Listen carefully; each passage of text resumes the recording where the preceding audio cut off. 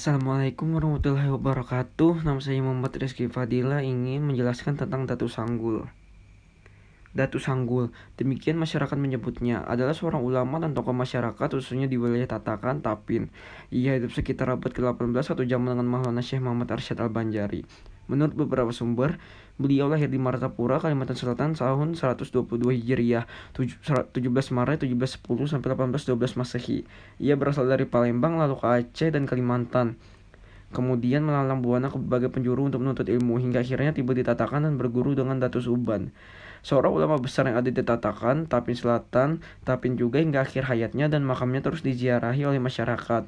Dalam salah satu riwayat diceritakan, Datu Sanggul disebutkan bernama asli Syekh Muhammad Abdul Samad, dan dalam riwayat lainnya disebutkan bahwa nama dia adalah Ahmad Sirajul Huda.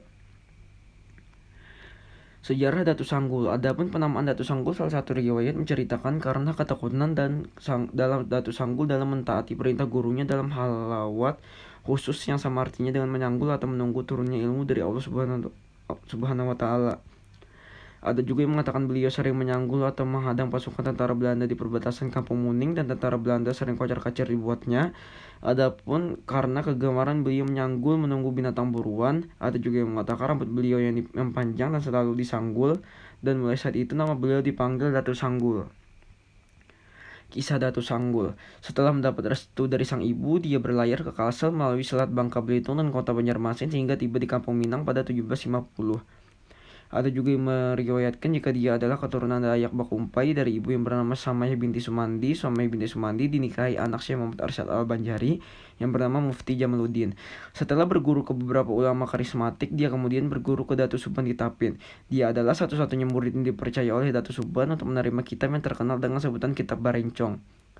Datu Sanggul juga dikenal pula sebagai Datu Muning yang aktif berdakwah di daerah bagian selatan Banjarmasin.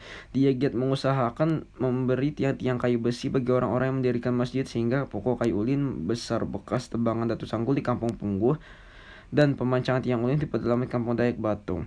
Berkat mengamalkan ilmu yang dia peroleh baik dari guru ataupun dari kitab Barencong, Datu Sanggul mendapatkan karamah dari Allah Subhanahu wa taala.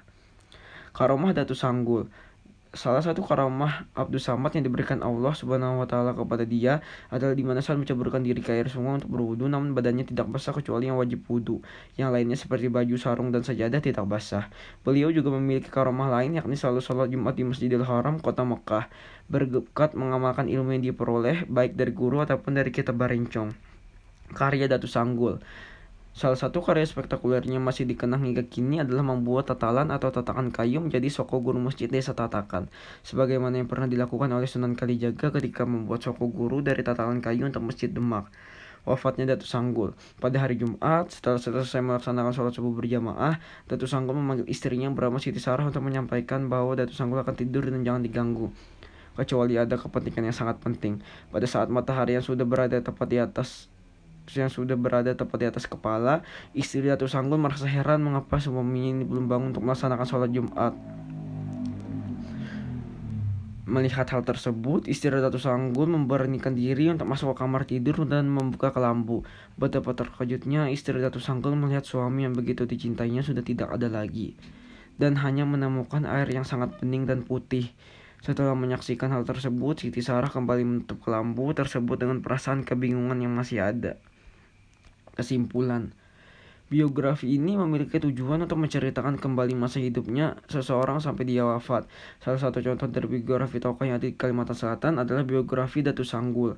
Datu Sanggul ialah seseorang ahli sufi yang lahir pada abad ke-18, adalah orang yang suka menuntut ilmu, bahkan dia sampai menuntut ilmu sampai ke Kalimantan, yaitu kepada Datu Suban yang ada di Muning, daerah Tatakan. Tujuan penelitian ini untuk menceritakan dan menjelaskan mengenai riwayat hidup Datu Sanggul.